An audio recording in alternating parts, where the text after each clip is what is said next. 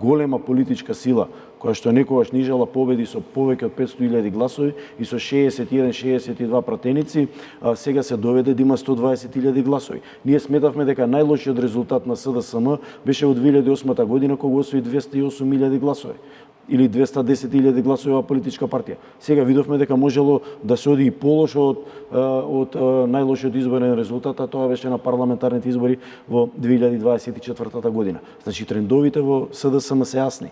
Мора нешто да се прави, да има некаков дисконтинуитет. Таквите дисконтинуитети се прават на настани и во услови и на начин утврден со статутите на овие партии. Во СДСМ рефлексијата, анализата на досегашниот тек и однесување на оваа партија претпоставам дека ќе ја направат на Конгрес, а потоа во зависност од констелациите, нели рековме меѓу другото дека одредени потези имаат и длабоко морална димензија, ќе зависат од луѓето кои што во моментот ја водат партијата.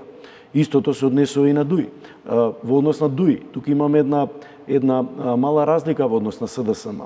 Имено, веќе еднаш ДУИ се најде во оваква ситуација, кога првата голема петорка владееше заедно со Али Ахмети од 2002 година, кога беше направено редефинирање кадровско на оваа партија со и иновирање на програмата.